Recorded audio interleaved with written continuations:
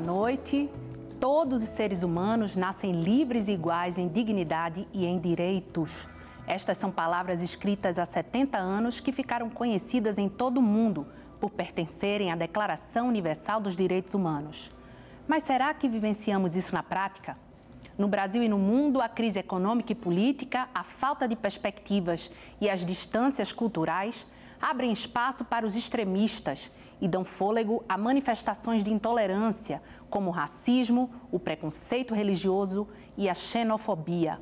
O que vemos é cada vez mais discriminação e menos pessoas dispostas a dialogar. No limite, a intolerância representa a perda do que nos caracteriza como humanos, a razão e a empatia. Seria o retorno à barbárie?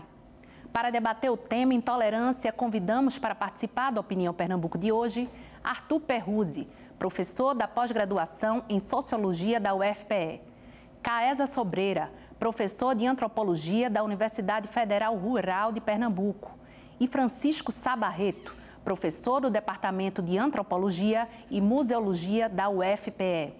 Este programa também está sendo exibido pela internet no endereço ufpe.br/NTVRU. Boa noite. Boa noite. Muito bem-vindos à Opinião Pernambuco de hoje. E falar de intolerância.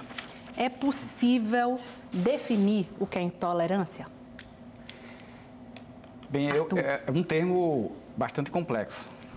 Eu vou tentar colocar de uma forma muito abstrata, talvez, mas eu diria que é uma forma de regulação do convívio entre grupos sociais e entre pessoas. É uma regulação do tipo moral ou ética que tenta, digamos assim, enquadrar o convívio prescindindo da violência. Isso significa dizer de que, embora seja uma regulação do convívio humano, a tolerância não implica necessariamente igualdade, fraternidade.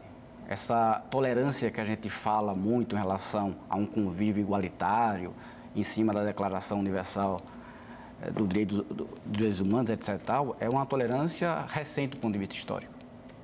Então, a gente tem diversas formas de tolerância que regularam determinado tipo de convívio entre pessoas que tinham um fundo de intolerância. A própria relação de colonizador e colonizado. As relações entre senhores de escravos e escravos. Várias situações que implicam dispositivo de dominação, onde a tolerância entrava para justamente evitar que essa situação de dominação descambasse para a violência, por exemplo. Então, não é uma surpresa que num país como o nosso, onde a questão da violência, a questão da desigualdade, a questão do autoritarismo são questões graves e estruturantes na nossa realidade, a intolerância seja comum. Vai surgindo. E trazendo para o dia a dia da gente, não tem como falar hoje de modernidade sem internet, não é verdade? E eu pergunto, nós estamos mais intolerantes ou é a internet que está dando mais visibilidade aos posts com ódio, com, enfim, desrespeito total ao outro? É que a internet, ela potencializa a manifestação de opiniões. Então, na verdade, ela representa a realidade humana e ao dar voz a todas as pessoas e grupos, nós nos deparamos com a reverberação maior da intolerância, né? Mas a questão da tolerância vem do latim tolerare, que significa, a rigor, suportar. Mas, assim, no plano da nossa cultura, significa aceitar o outro como ele é, na sua idiosincrasia, na sua vicissitude, no seu modo de ser. Então, ao aceitar o outro no seu modo de ser, você cria um espaço de tolerância para consigo próprio, porque você consegue conviver com as diferenças, porque o que existe na sociedade é só desigualdade, não existe igualdade. Igualdade é um conceito teórico. A igualdade é um conceito teórico. O que existe são desigualdades. Então, nós temos que aprender a conviver com a desigualdade. E o modo de aprender a conviver com isso, ela reside e o iluminismo traz isso através do renascimento, já que na sociedade grega e na sociedade romana a tolerância era implícita.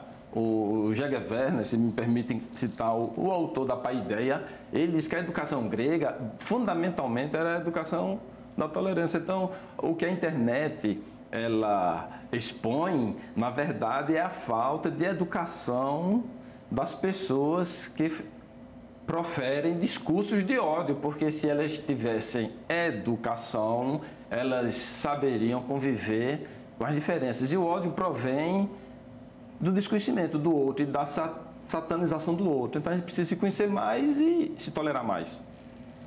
Professor Francisco, e a gente tem dentro da própria internet o fenômeno das bolhas virtuais, não é? Que o sujeito fica ali e cada vez mais ele vai curtindo ou compartilhando as coisas que ele pensa, dos que pensam parecido com ele. E cada vez mais as redes sociais vão escondendo aquelas pessoas ou aqueles pensamentos que ele não concorda, enfim. Então ele fica ali naquela bolha virtual. Isso também ajudaria, na sua opinião, para propagar esse discurso de ódio, essa intolerância? Acho que ajuda porque eu entendo que as pessoas se encontram dentro das suas tribos, dos seus grupos de afinidade com mais facilidade num ambiente como o ambiente da internet, né? Então, eu concordo quando se diz que a internet potencializa esses sentimentos, mas na verdade porque ela potencializa tudo, né? Ela potencializa todas as zonas de encontro, né? Então, ela dá força a espaços de encontro que não existiam, né? Existiam, mas de forma muito mais dificultada pelos desencontros do dia a dia, pela nossa incapacidade de ajustar nossos encontros.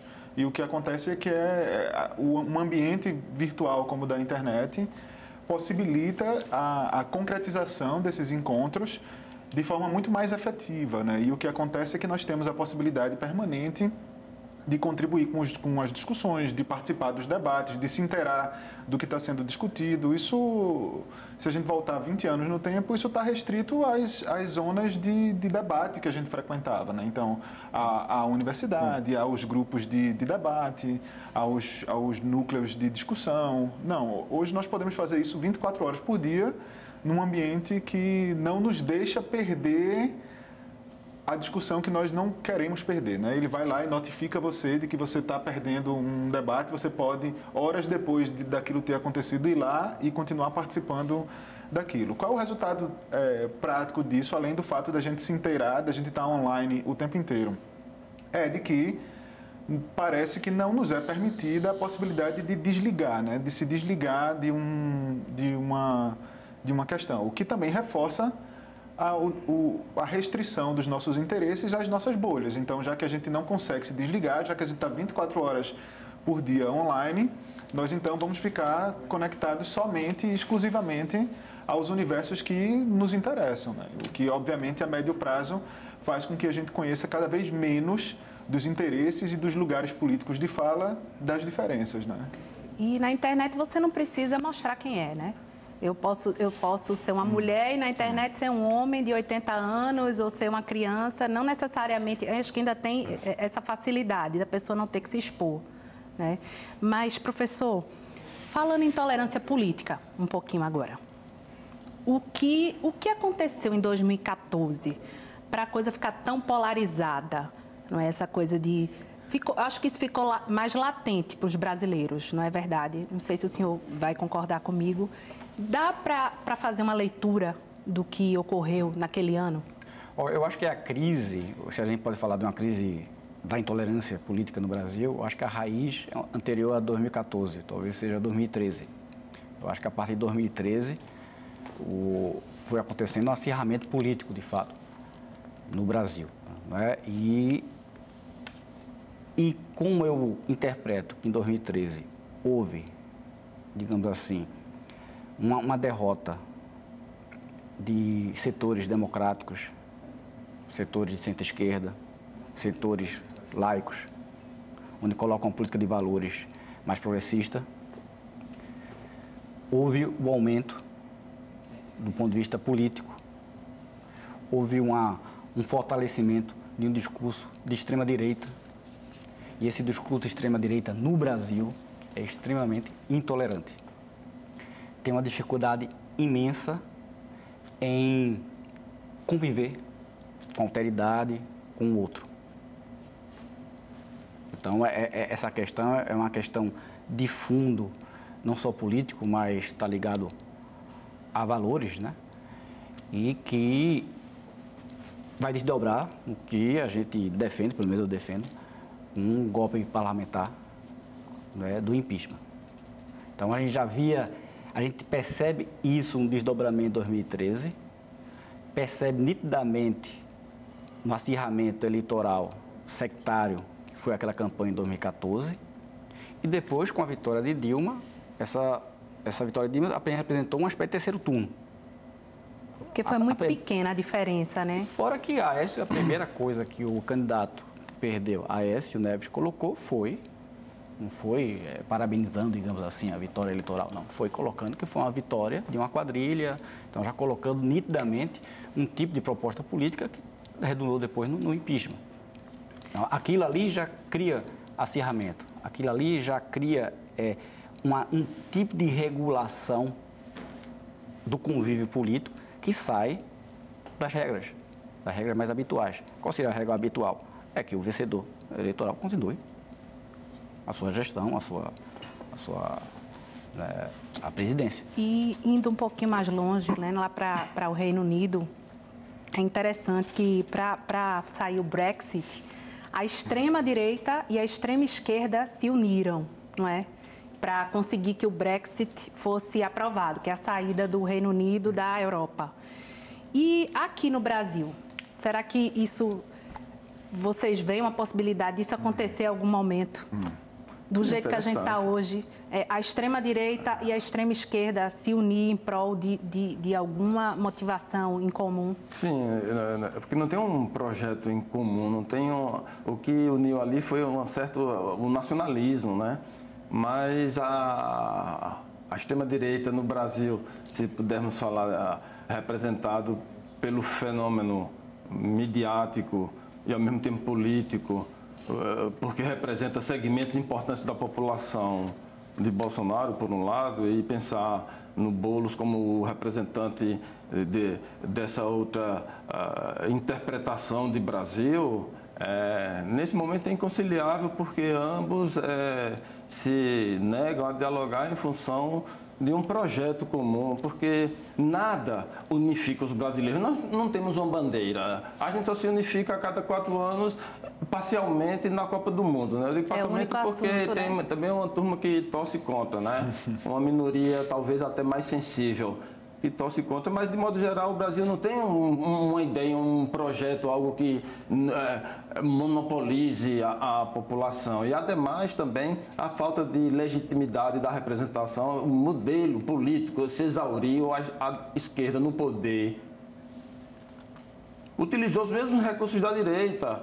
Então foi um espelho, né? O governo do PT, do ponto de vista ético, é de uma lástima everéstica, e a esquerda não fez autocrítica. A esquerda fica posando de criticar a direita, mas não faz autocrítica porque participou dos mesmos tipos de negociata, na corrupção, se aliou com todos esses nomes que eram execrados, se aliou com Maluf, o Lula se aliou com Maluf para eleger o prefeito de São Paulo, que é o atual candidato títere, é um candidato, vai ser o quê?